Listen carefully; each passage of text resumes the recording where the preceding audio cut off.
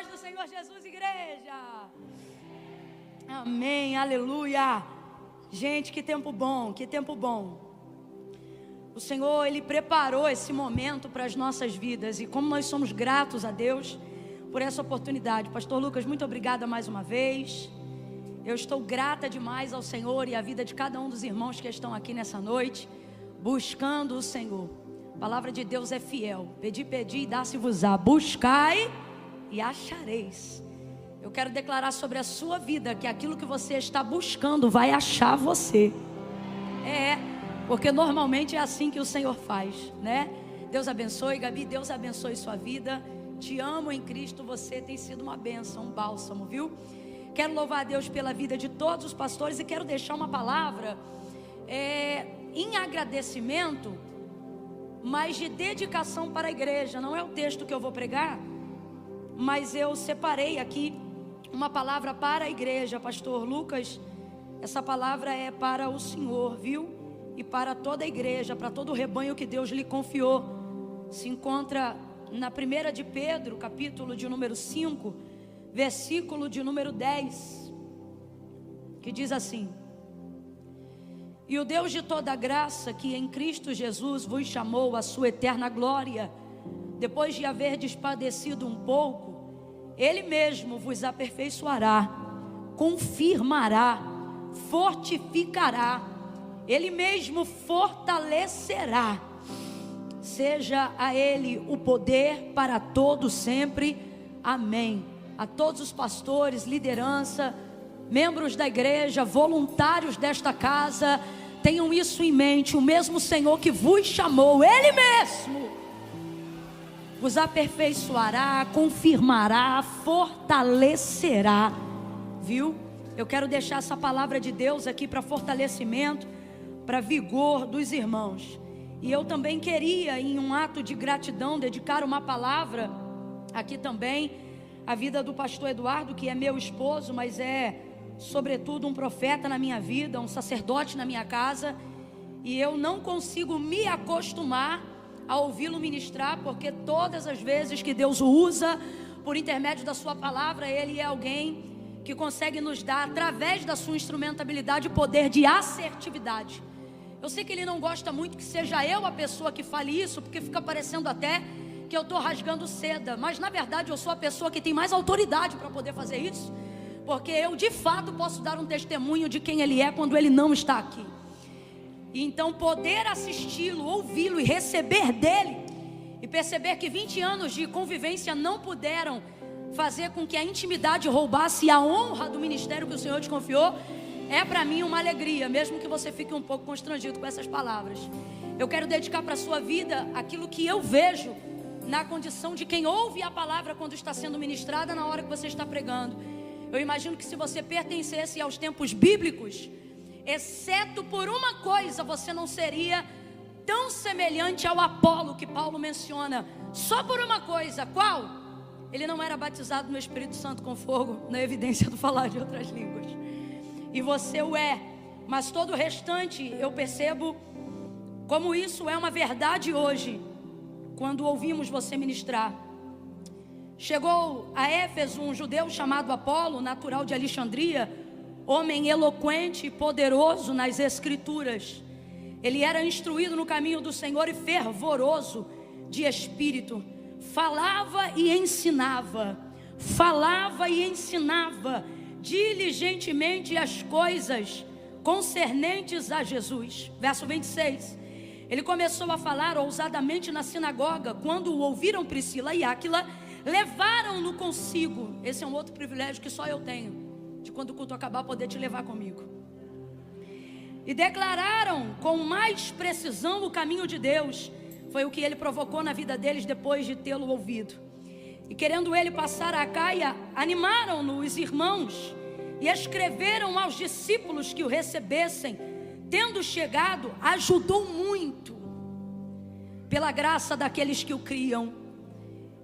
Deus, Ele usa essa faceta do seu ministério. Você nos ajuda muito a saber o que fazer depois que você prega. E para o Bispo Júlio, eu quero deixar uma palavra aqui, que é praticamente um clamor, um pedido. diante da sua instrumentabilidade. Eclesiastes capítulo de número 12. As palavras dos sábios, e é com o Senhor que eu estou falando, são como aguilhões e como pregos bem fixados. São as palavras coligidas dos mestres, as quais nos foram dadas pelo único pastor.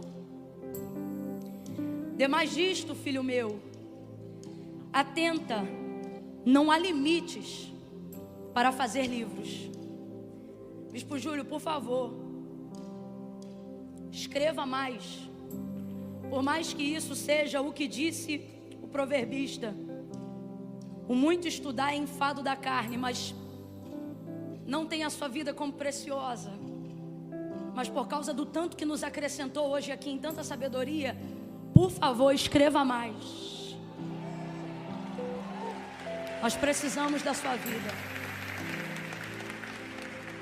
Eu não sei aonde está o material do Bispo Júlio. Aonde está o material do Bispo Júlio? Torne esses aplausos coerentes com seu testemunho. Passa lá e adquira o máximo de material escrito que você puder adquirir, escrito por esse homem de Deus. E eu vou te dar um exemplo prático disso. O que me fez subir hoje e aqui para pregar foi uma frase escrita de uma mulher de Deus que eu respeito muito. Uma frase escrita foi o que me fez subir hoje para pregar aqui. O que Deus usou para que eu tivesse ousadia de subir hoje aqui para ministrar diante daquilo que eu ouvi antes de mim, foi uma frase escrita.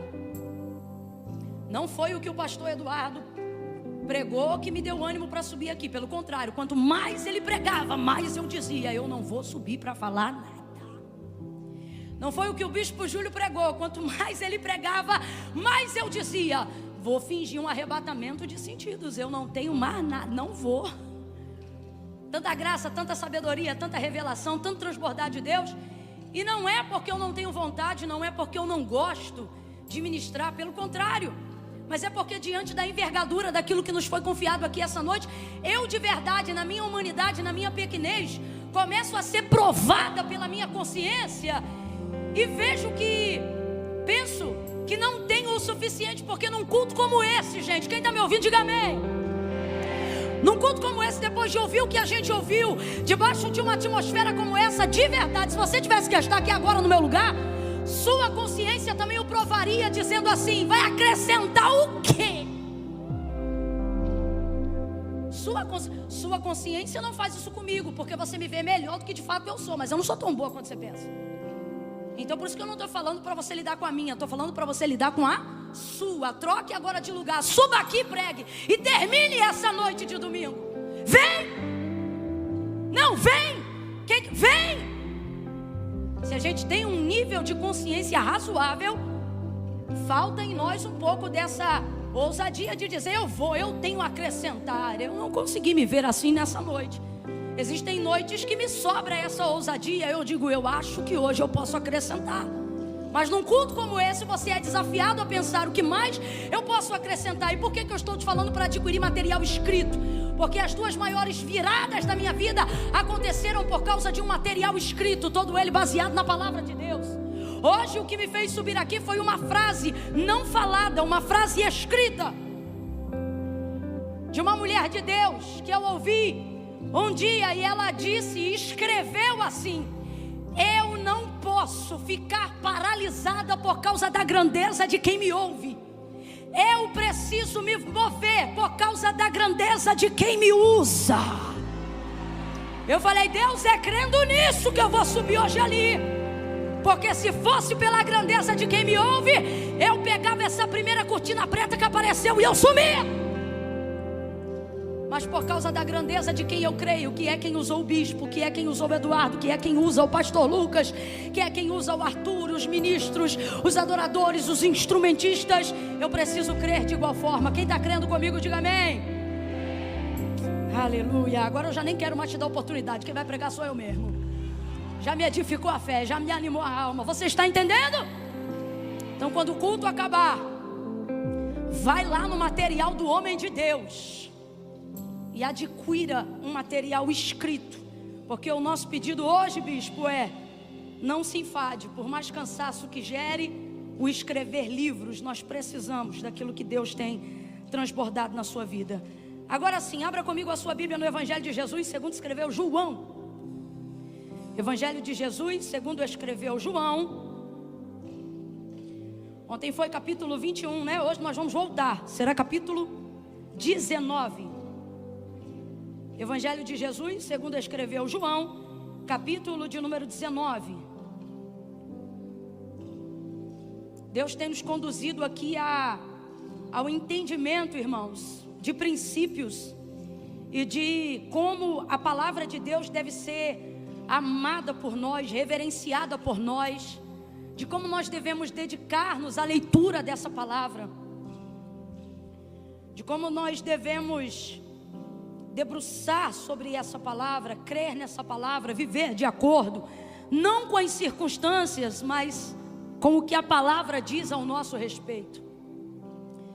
João capítulo 19, versículo de número 23 em diante. Quem achou, diga amém. Diz assim o texto: tendo os soldados crucificado a Jesus, tomaram as suas vestes e dividiram-na em 4 partes, uma para cada soldado.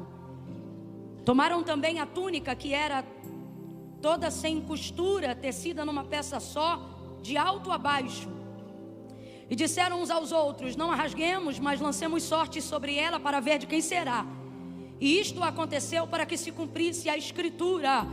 E isto aconteceu para que se cumprisse a Escritura. Complete aí você: isto aconteceu para que se cumprisse que diz: dividiram entre si as minhas vestes, e sobre a minha túnica lançaram sortes. E foi o que fizeram os soldados. Junto à cruz de Jesus estava sua mãe, a irmã dela, e Maria, mulher de Clopas, e Maria Madalena. Vendo Jesus ali sua mãe e o discípulo a quem ele amava, que estava presente, disse à sua mãe: mulher, eis aí o seu filho. Depois disse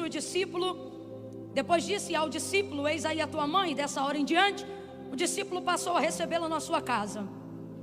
Mais tarde, sabendo Jesus que tudo já estava consumado, e para que a Escritura se cumprisse, para que o que se cumprisse, gente?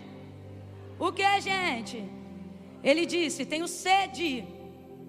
E estava ali um vaso cheio de vinagre, e embeberam de vinagre uma esponja, e colocaram-na numa vara de ísopo, e chegaram na sua boca.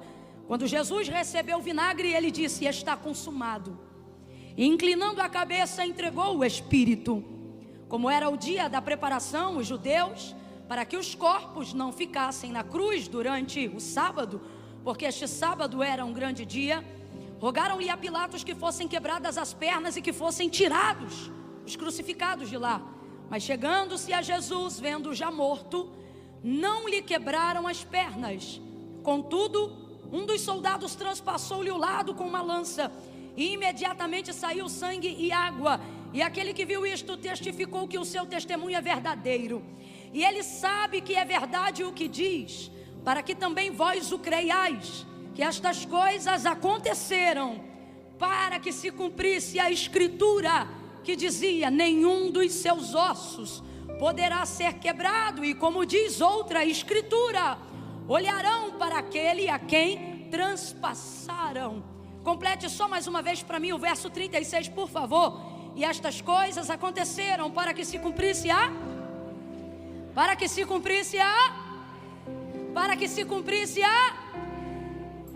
diga amém por essa palavra. Aleluia. Eu vou contar de 1 a 3. Você vai olhar para pelo menos 2 pessoas e vai acalmá-la nessa noite. Camille, como é que se acalma alguém de verdade? Ficando mais nervoso do que essa pessoa. É a única maneira que você tem condições de fazê-la se deslocar de onde ela está e ir para onde você quer levá-la. Nunca tente acalmar alguém que está nervoso dizendo para ele: calma. Isso irrita muito mais. Das duas, uma, ou ele vai começar a gritar com você e vai dizer: você ainda não me viu nervoso? Ou ele vai gritar ainda mais com você e vai dizer: eu não quero calma, porque a calma demonstra passividade diante daquilo que você quer, atividade para ser resolvido. Então quem está nervoso não procura calma, procura algo que se sobreponha a isso. E é por isso que para acalmar alguém você tem que ser mais enérgico do que quem está nervoso. Então presta atenção, quando eu disser 3, eu vou contar de 1 a 3. Você vai ser enérgico e você vai dar um grito para essa pessoa e você vai dizer para ela: calma, vai se cumprir tudo. Então primeiro você grita: calma. Depois você fala: vai se cumprir tudo. Prepara. Eu conto 1, pega na mão dela que está muito frio, para ver se já dá uma esquentada. 2, já começa a sacudir ela, para ela entender que você vai locomovê-la mentalmente dessa circunstância que tem bloqueado, que tem deixado ela nervosa, ele nervoso. Sacode, vai meu filho. Você que está aí atrás, é por isso que não é bom sentar sozinho. Você tem que sentar perto de alguém. Presta atenção, 2,5. Você vai gritar e vai dizer: calma, mas tem que gritar, irmãos, senão ele não vai entender. Calma, vai se cumprir tudo. É 1, é 2, é 3, grite aí. Vai se cumprir tudo. Tudo que Deus disse a seu respeito, tudo que a palavra de Deus garantiu sobre a tua casa, tudo aquilo que Deus liberou acerca da tua vida. Ele não é homem para que minta, nem filho do homem para que se arrependa. Falaria e não cumpriria, diria e não faria. Como já aprendemos aqui, para Deus, aquilo que Ele fala é aquilo que Ele faz, porque a palavra dEle é uma só, é uma só. Ele chama a existência aquilo que não existe pelo poder da sua palavra. Quando Ele diz haja, a luz tem que aparecer. Vai se cumprir tudo. Tudo, tudo, tudo, tudo, tudo. O que você acredita, o que você acha impossível, o que você considera inédito, até mesmo os corações mais endurecidos e as mentes mais embrutecidas não tem poder de contra-argumentar uma palavra que Deus determinou. Isaías é categórico em dizer: se o Senhor, pois, o determinou, quem, pois, o invalidará? Dá uma olhada bem afrontosa para esse crente e diga: quem? Por isso Paulo vai ser tão categórico e vai dizer aos seus: se o Senhor é por nós, quem será contra nós? E meu irmão, tem uma lista que pode ser dividida de forma numérica ou alfabética. O que não falta é gente contra nós. Só que o que o texto está dizendo é: quem o resistirá? Levanta a cabeça e a sobrancelha mesmo, como quem assim tem orgulho de servir esse Deus. E fala para os dois assim: quem? Nós vamos apanhar, vamos, mas quem vai nos resistir? Vão cuspir, vão, mas quem é que vai tirar a gente da história? Vão perseguir, vão te chamar de tudo, menos de bonita, só não vão poder rasurar aquilo que o autor da sua história já determinou.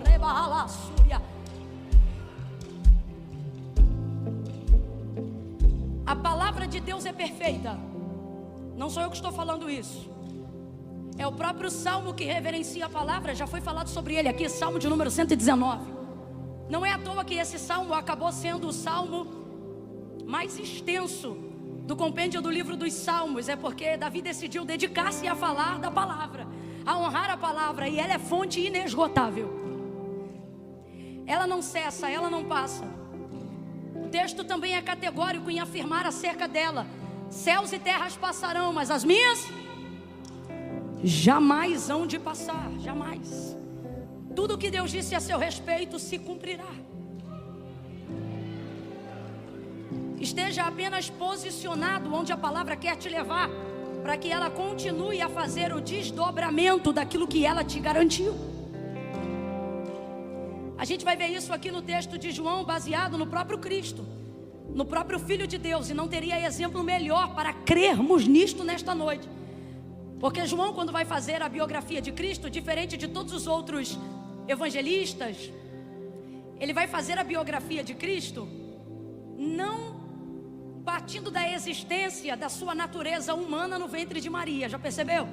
João capítulo de número 1, ele parte do entendimento da existência que ele alcançou de Cristo, que transcende ou antecede seu nascimento no ventre de Maria. Ele compreende que ele não passou a se movimentar na humanidade no dia que foi entregado por mensagem a Gabriel, amando de Deus, no ventre de Maria, mas no dia que, acessando a revelação da palavra de Deus escrita por Moisés em Gênesis, ele percebeu que ele estava lá na execução da palavra, quando o texto afirma que a terra era sem forma e vazia, havia trevas sobre a face do abismo, e o Espírito de Deus se movia sobre a face das águas.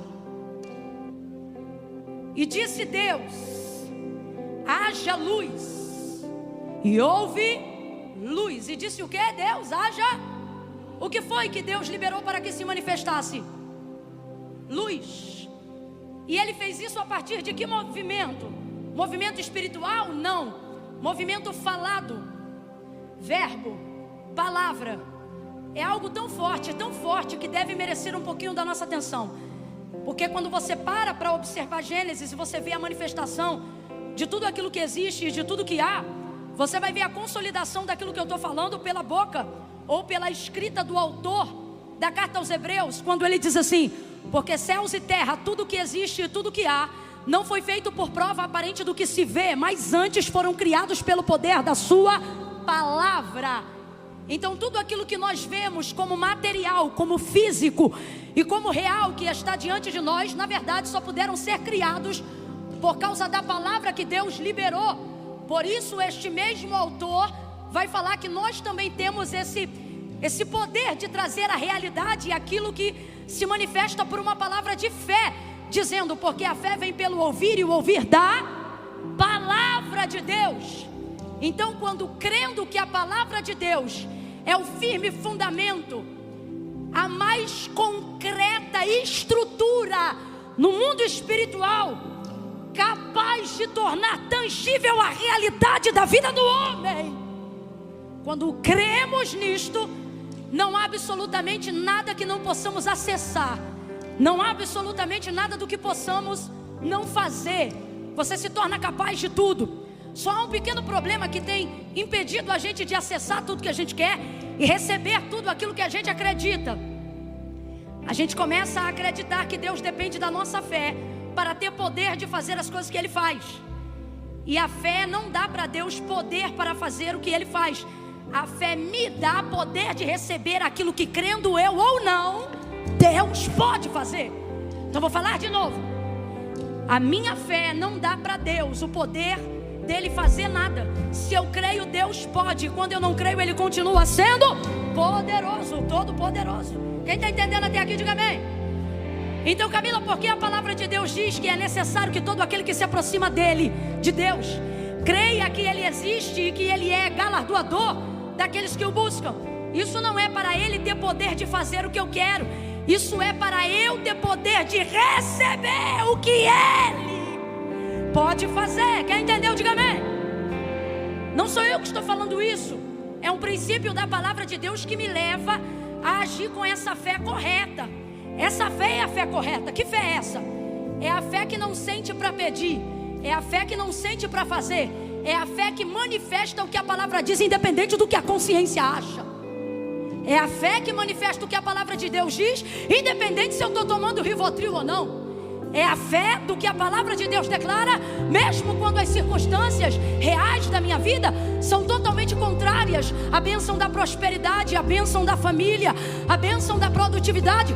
Então eu não paro de falar porque eu não sinto. Pelo contrário, se ando por fé, não ando por vista. Se não ando por vista, não ando pelo que sinto, ando pelo que ouço. Por isso a fé vem pelo ouvir. Por isso não é meu espírito que governa as minhas decisões, não é a minha alma que determina como eu vou viver, porque a minha alma é temporária, passageira. Hoje ela sente, amanhã ela não sente. Hoje ela quer, amanhã ela não quer. Mas quando eu tenho a palavra de Deus na minha mente, eu trago toda a situação, seja ela de tempestade, seja ela de circunstância adversa, e submeto ela à palavra de Deus. Uma vez ela submetida à palavra de Deus, a circunstância da minha realidade começa a se subordinar àquilo que eu estou liberando pela palavra. Se Ezequiel no capítulo 37, na visão do vale de ossos secos, tivesse esperado sentir para profetizar, ele jamais teria profetizado nada, porque sem dúvida, numa visão tão tenebrosa quanto aquela de caveira, cabeça, osso espalhado para tudo que é lugar, terra seca, vale sombrio, escuro e profundo, sem dúvida, a única coisa que ele poderia sentir, emocionalmente falando naquele momento, era medo. Você imagina que você está num lugar que já não é fácil, um cativeiro. Você vive sobressaltado com as coisas que vão acontecer. E aí numa visão, quando Deus vem falar com você, Ele não vem te mostrar uma campina florida. Ele te leva pela mão e te obriga a ficar no meio de um vale. Às vezes Deus não pega na nossa mão para mostrar que é companhia, mas para nos impulsionar, nos impelir, nos obrigar a ficar onde Ele quer que nós fiquemos, mesmo quando nós não queremos ficar lá. E a prova no que eu estou dizendo, o texto diz: e me tomou e me levou e me deixou lá. Só peguei porque se eu não te trago você não vem. Só peguei porque se eu não te levo você não fica. Só te deixei porque se não fosse assim eu não ia conseguir completar a visão que eu tenho que passar para você. Quem está entendendo mais ou menos, diga amém. E aí a gente acha que Ezequiel começou a profetizar, mas não é assim. O texto diz que Deus diz para ele na visão: filho do homem, poderão viver esses ossos? E ele responde: Senhor Deus, Jeová, tu sabes. O que ele está dizendo? Eu não tenho circunstância alguma que me motiva para falar nada. Pelo contrário, se ele fosse dar vazão ao que ele pensa, certamente falaria alguma coisa que declinaria ele da pergunta que Deus está fazendo. Aí olha como ele responde, gente. Tu sabes, o que ele está dizendo? Desse vale eu não sei nada, mas de tu.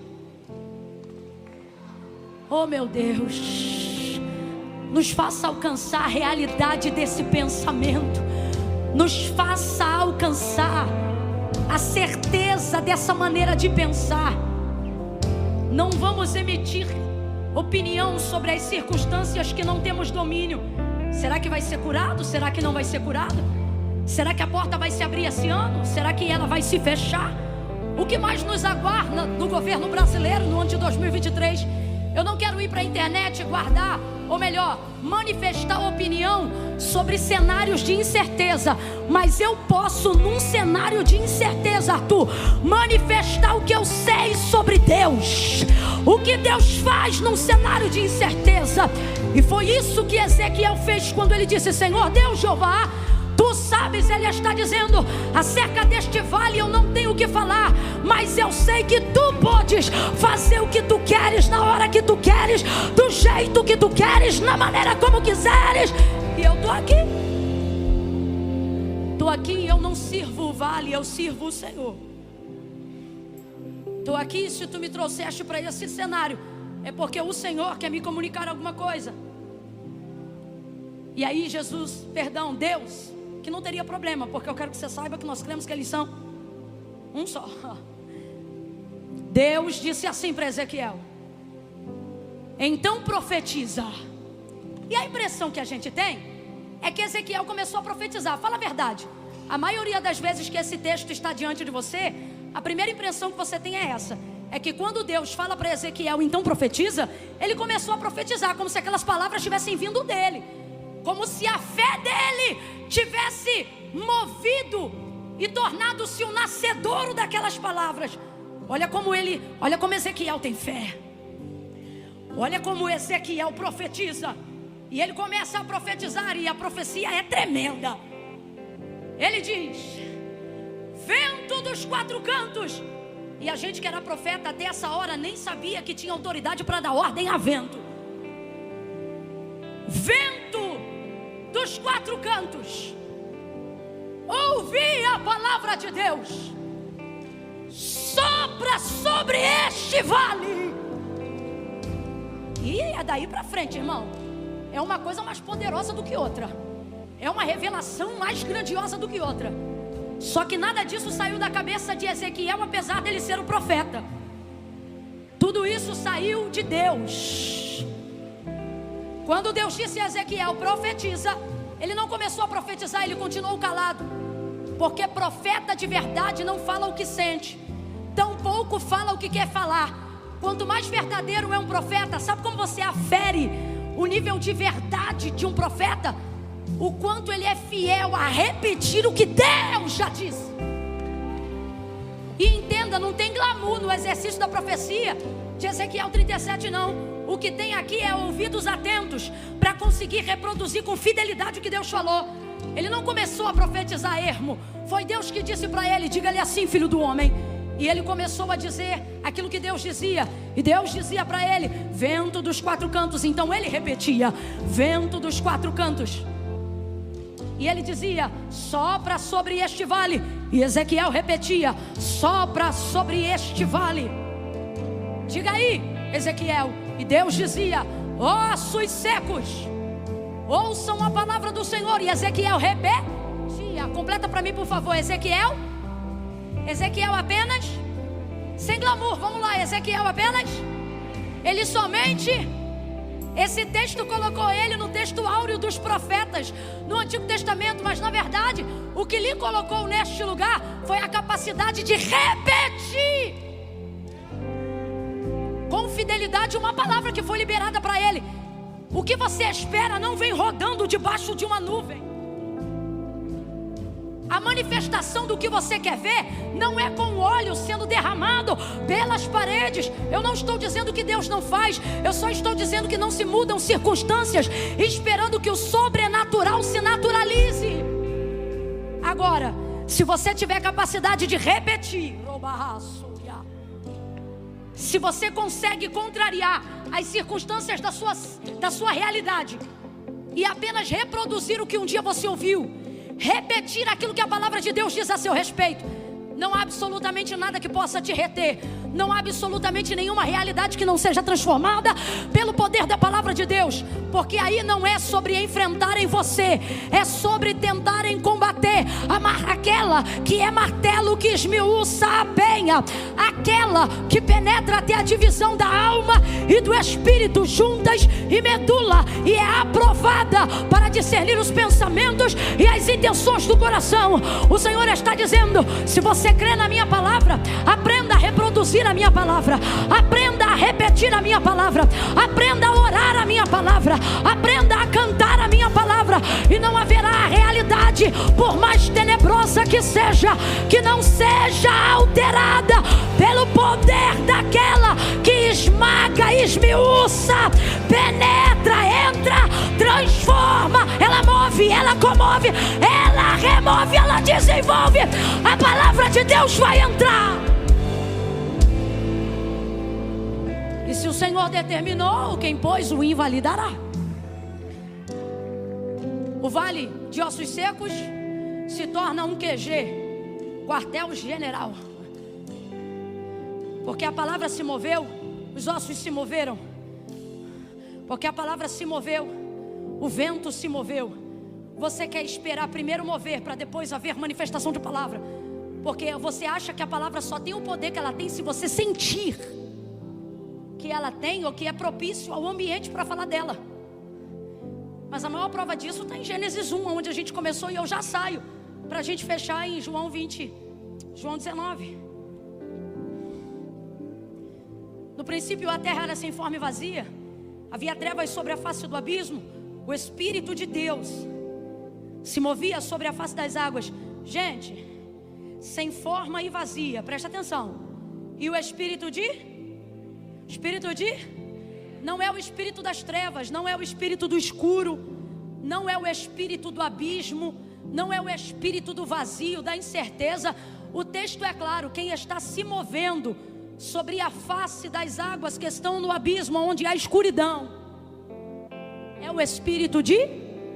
Segunda coisa, ele não está parado. O texto é extremamente claro, ele está em movimento. Só que eu fui clara no contexto de Ezequiel anterior. O que provoca o que está para acontecer não é o mover, é a manifestação da... E isso é tão sério que é um princípio estabelecido pelo próprio Deus. Quando ele se move sobre aquilo que não existe, mas mesmo assim, sendo Deus poderoso para fazer, não realiza nada. Ele se move, vamos dizer assim, entenda isso na visão de um artista. ele se move sobre uma tela em branco, pronta para ser criada, pintada. Veja a natureza, a beleza da criação, tudo que Deus fez. As cores, o movimento, as árvores, os sabores, os cheiros, a terra, a semente, a espécie. Meu Deus!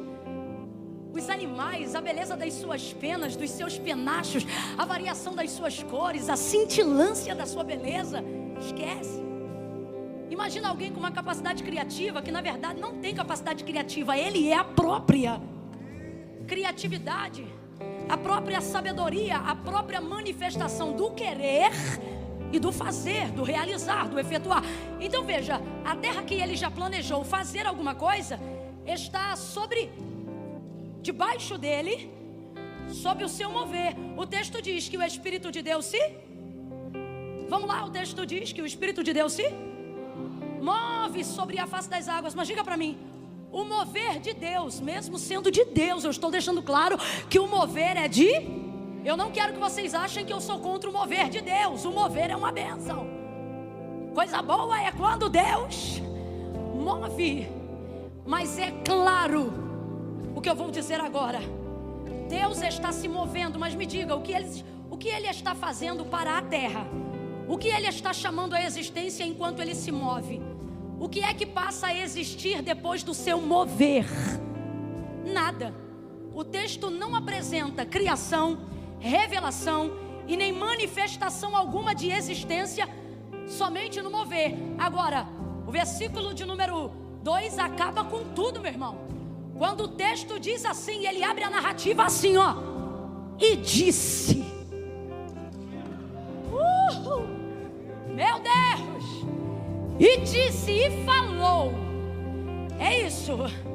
E disse Deus: haja luz. E houve luz. E aí o texto, meu irmão, vai indo até o versículo 31 do capítulo 1. E ele não para de falar. E isso é lindo. Quanto mais Deus fala, mais as coisas vão acontecendo. Ora ele fala e aparece luz. Ele continua falando e aparece o sol. Ele continua falando e ele faz aparecer a lua. Ele estabelece governos e autoridade entre os astros celestiais. Ele fala e ele promove seres iluminados pequenos que são as estrelas. Ele vai falando sobre a extensão de todo o planeta que chamamos de Terra. E que ao ler Gênesis entendemos que esse planeta era todo de água. E ele começa a estabelecer a extensão de porção seca sobre aquilo que nós chamamos de terra. E ele começa a determinar limites e mares e oceanos. E ele não povoa só o céu, ele povoa o céu, ele povoa a atmosfera intermediária. Ele coloca águas no firmamento, ele coloca o firmamento para reter as águas. Ele dá ordem às nuvens, ele ajunta todas as águas, disse Isaías, como se fossem uma gotícula na sua mão. Ele faz tudo isso sem pedir ajuda, ele faz tudo isso sem solicitar conselho.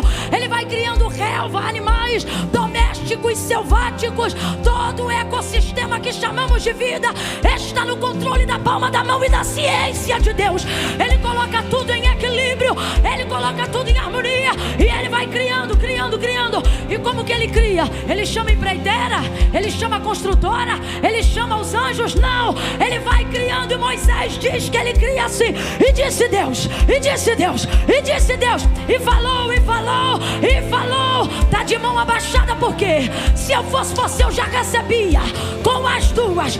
Dá um pulo dessa cadeira e celebra o que disse Deus. Celebra o que Deus falou a teu respeito, porque o que ele falou vai acontecer. Ele fala, ele fala.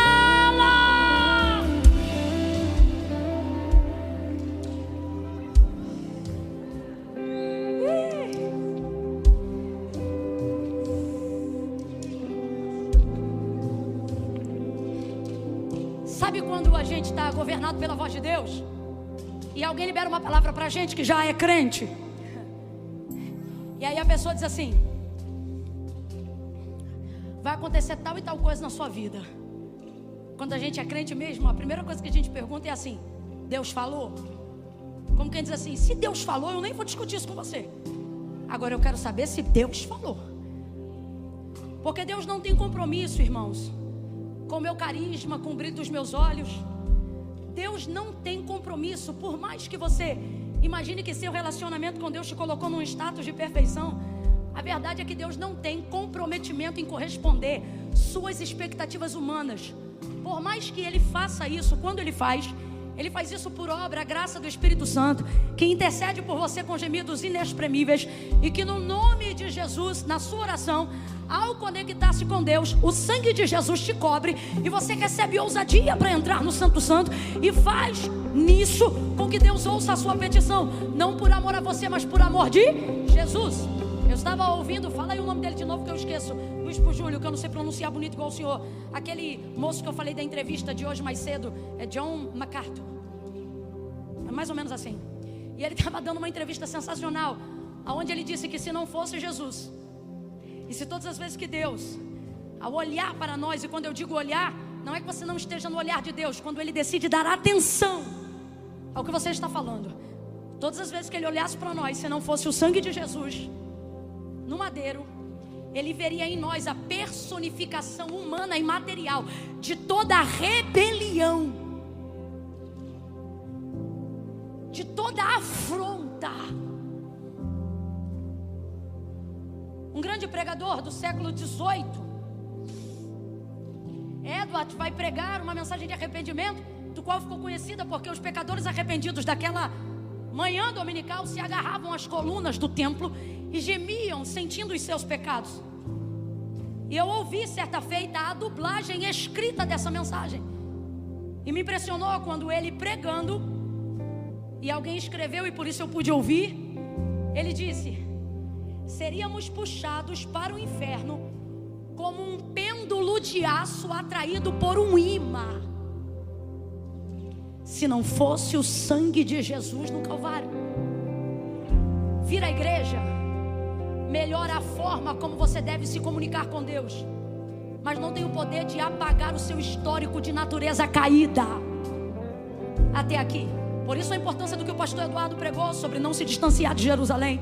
Por isso a importância do que o bispo Júlio pregou sobre não destituir-nos do culto a Deus. Porque se não fosse Jesus, nem que você frequentasse todos os cultos, haveria em você disposição suficiente para continuar querendo se relacionar com Deus. E ainda que houvesse tal disposição em você, se não fosse Jesus, jamais haveria esta disposição em Deus. Por isso quem peca contra o Espírito Santo blasfema eternamente, porque isso demonstra o não reconhecimento do sangue de Jesus vertido no Calvário. Logo está condenado porque não pode crer. Preste atenção, quando Deus fala tudo se move. Então fecha aqui. Deus se move mas não faz nada. Mas quando Ele fala, tudo reage ao som da sua voz, à sua palavra, e tudo começa a aparecer. Por isso João, na sua biografia, não começa falando sobre a existência de Jesus no ventre de Maria, mas começa partindo dessa existência e vai chamá-lo de verbo e não de feto. Olha o que ele vai dizer. No princípio era o verbo. O que é verbo? Traduz e diga a palavra. Então vamos lá, o que é verbo? O que é verbo? Palavra conjugada, palavra falada. No princípio era o verbo estava com Deus, e o verbo era Deus. Nele estava a vida, e a vida era a luz dos homens, e a luz resplandeceu nas trevas. Entende isso aqui? Eu vou pregar João 19, mas veja, antes de haver cruz, ele já existia no nosso entendimento, ao ler o haja luz.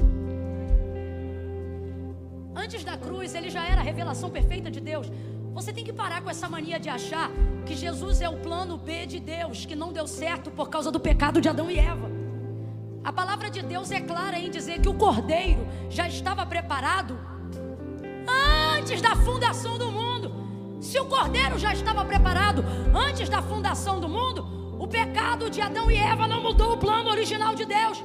Porque quando Deus faz um plano estabelecido sobre a sua palavra, e Ele é a palavra, nada que aconteça nesse caminho pode alterar o plano que Ele estabeleceu pela sua palavra.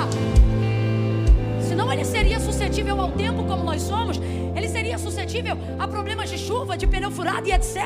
Está na hora de você entender que Deus não é o resultado do que você criou na sua consciência.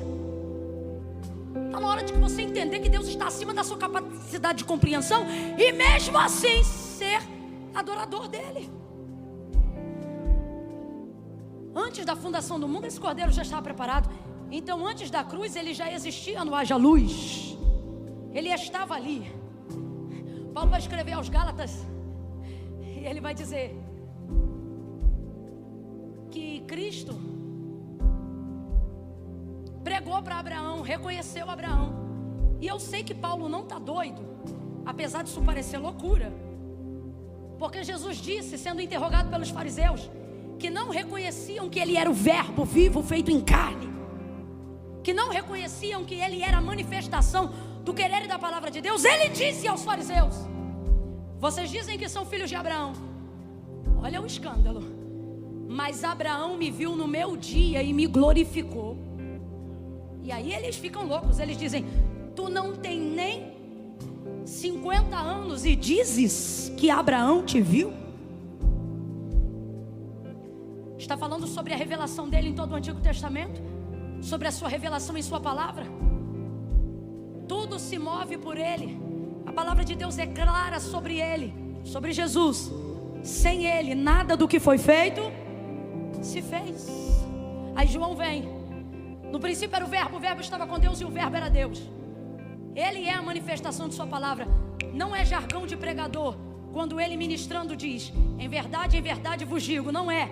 É realidade. Sou a verdade que ministro, sou a verdade que vivo, porque a verdade que falo é a verdade que eu sou. Eu sou a verdade. O príncipe desse século não tem o poder de te viciar em drogas. Isso é o mecanismo do seu corpo te tornando dependente de uma droga por causa das suas substâncias. Ele não tem o poder de te obrigar a se tornar um viciado em pornografia. Isso é a junção que o seu cérebro faz por causa da prática da pornografia. Não culpe o diabo pelos vícios que você adquiriu por desobediência à lei de Deus.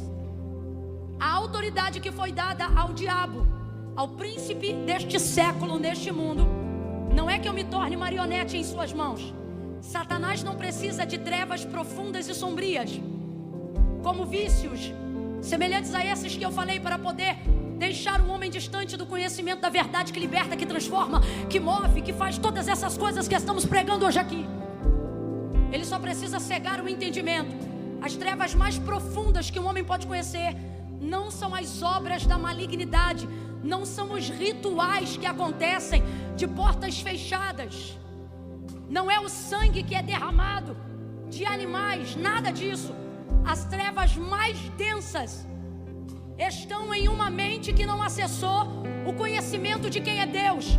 Por isso Satanás trabalha com prioridades para que ele seja efetivo no trabalho. E olha o que o Senhor revela pela sua palavra acerca do trabalho do inimigo. Porque o príncipe desse século os tornou viciado em cocaína, os tornou viciado em pornografia, os tornou viciado em masturbação. Não! O príncipe deste século lhes cegou o entendimento para que não cheguem ao conhecimento da verdade. Que verdade? A verdade de que Cristo é o Senhor, a verdade de que Ele é a palavra de Deus revelada em carne ao mundo. A verdade é que quem tem Cristo, a verdade de quem alcançar a Cristo, poder alcançar qualquer área de libertação, de prosperidade, de unção, de poder, de família, de regeneração, de resgate, de sociedade, de comunhão, de família. Quem acessa a Cristo, acessa um portal de possibilidade, cujas impossibilidades do mundo jamais poderão reter. Alguém que tem a palavra, que guarda a palavra, que ministra a palavra e que vive pela palavra. Quem tem Cristo tem a palavra. Quem tem a palavra tem Cristo. Se quem tem a palavra tem Cristo, acontece o que Cristo falou: e pedireis o que quiserdes ao Pai, e Ele vos concederá. Por quê? Porque o Pai não corresponde ao meu carisma, o Pai não corresponde ao meu ritual, o Pai corresponde a Cristo. Cristo em vós, esperança da glória. deixa eu te falar um negócio bem rasgado.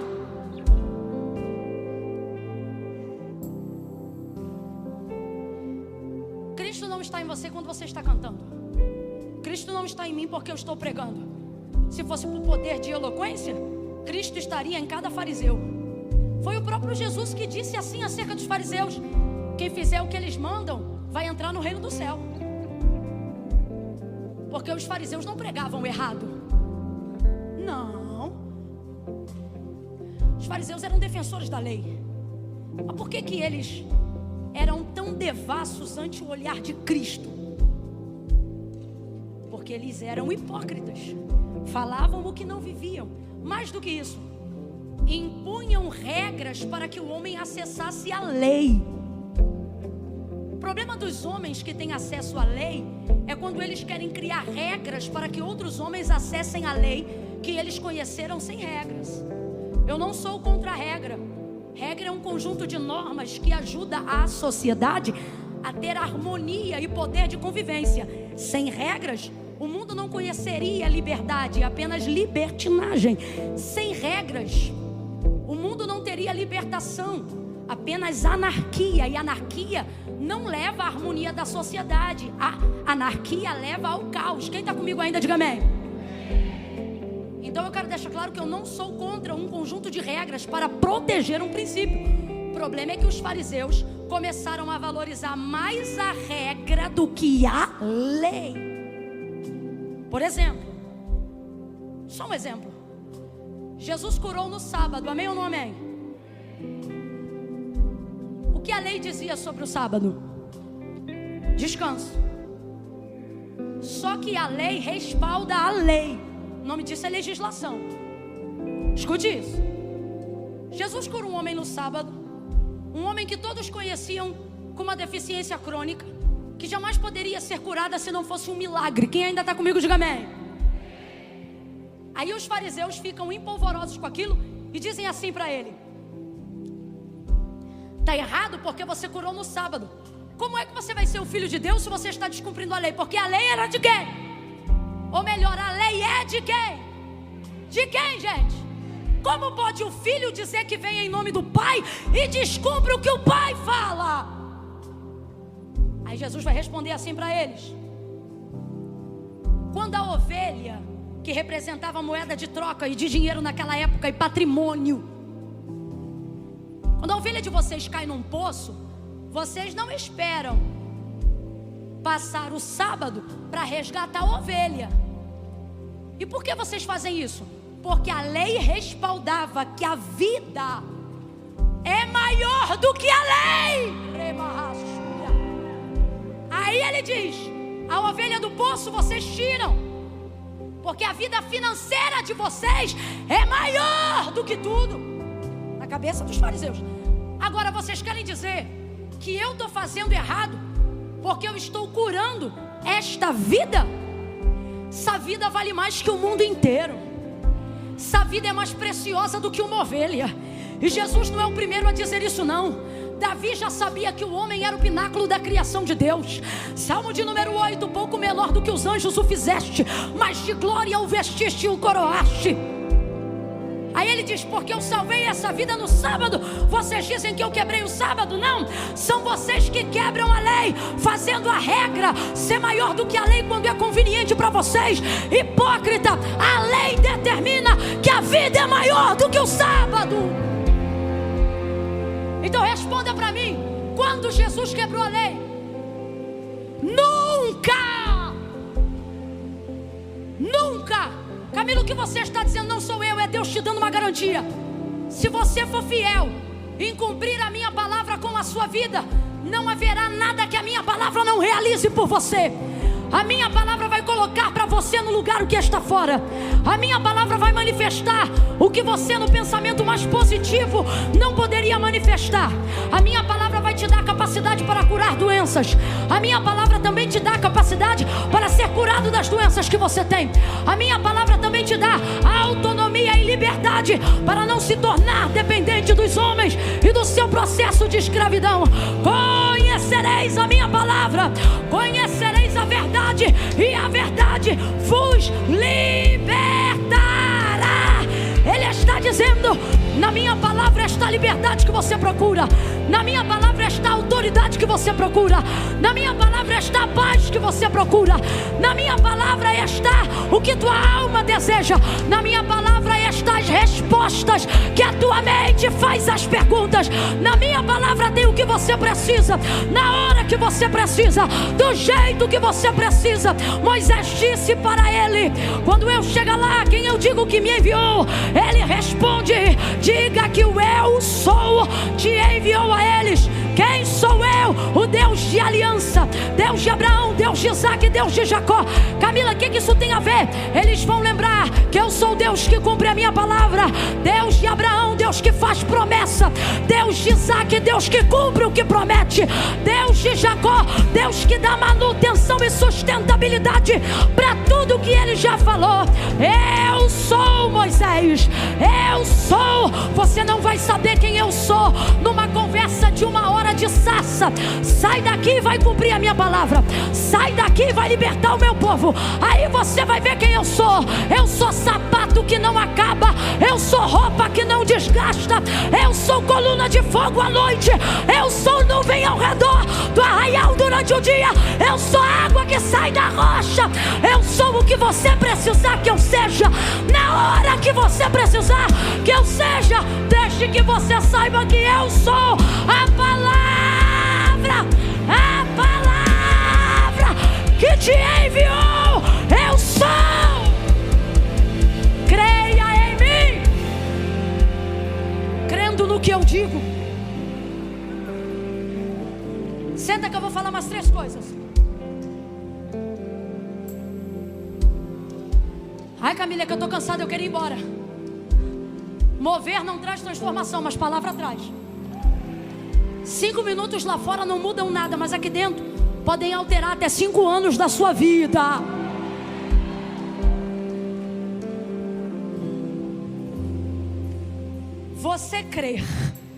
Você crê que eu sou quem digo que sou quando obedece o que eu falo. Se você crê em mim, eu não creio que você crê em mim porque você diz que crê. Eu só creio que você crê em mim, diz o Senhor, se você cumpre as minhas ordens, as minhas palavras. João 15: se vós estiverdes em mim e as minhas palavras. Quem ainda está aqui, diga amém. Quem ainda está ligado, diga eu aqui. Se vós estiverdes em mim e as minhas estiverem em vocês, pedireis o que quiser. Esquece.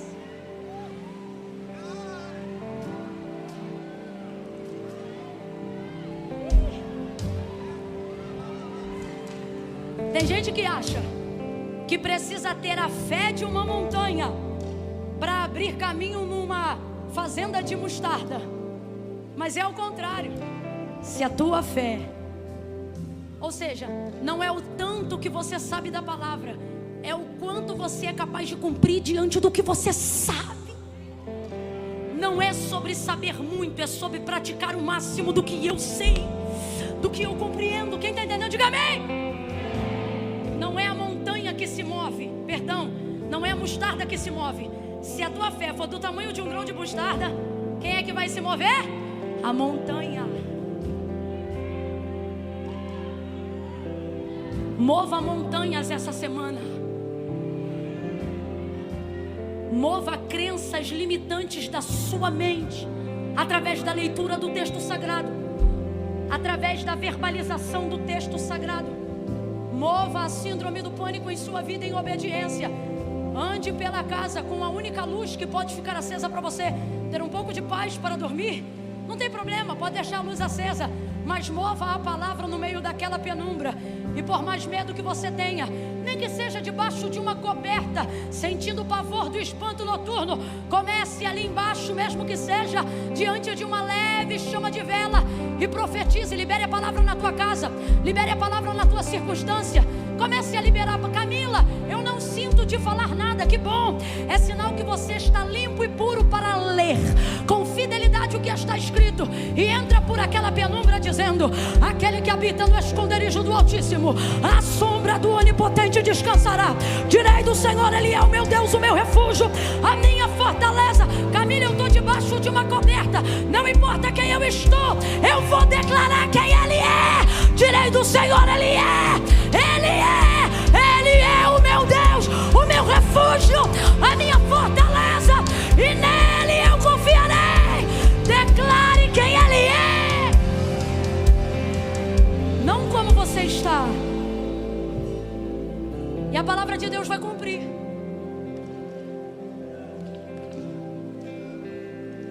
Quem está aqui hoje que pode estar amanhã? Só quem está aqui hoje que pode estar amanhã, levante a mão. Tem pessoas que não vão poder estar aqui amanhã, porque eu vou terminar de pegar essa palavra amanhã. Mas se Camila, eu que não pude, ora, o que você precisava serviu para hoje. Deus não mente, Deus não falha, Deus nunca erra. O que está em João 19, onde nós lemos? As 3 coisas que a palavra faz, as coisas que ela leva os outros a fazerem. Soldados rasgaram as vestes de Jesus e lançaram sobre elas sorte, porque sobre Jesus havia uma palavra. A Escritura dizia o quê? Dividiram entre si as minhas vestes e sobre a minha túnica lançaram sortes. Aí João vai dizer: eu estava lá, eu vi. Foi isto que fizeram os soldados. O que os soldados fizeram? Envergonharam, rasgaram as vestes, dividiram a túnica, lançaram sortes. E João repete: foi isto que fizeram os soldados. Foi isto que fizeram os soldados. Mas ele não para aí, ele complementa. E ele diz: fizeram porque sobre ele havia uma palavra. Fizeram porque sobre ele havia uma palavra. Então quem fez antes deles fazerem foi a palavra que levou eles a fazer o que fizeram. Camila, eu não entendi. Vai entender. Sabe quando você vai entender?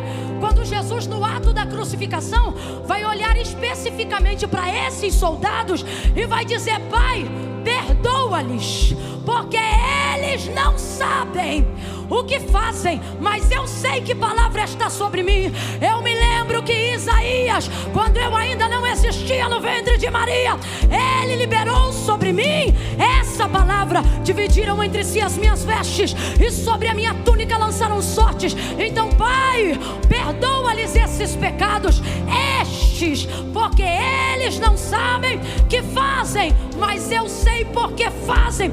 Quando você tem a palavra de Deus sobre a sua vida, tudo que o inimigo faz contra você é para cooperar com o que Deus disse a seu respeito.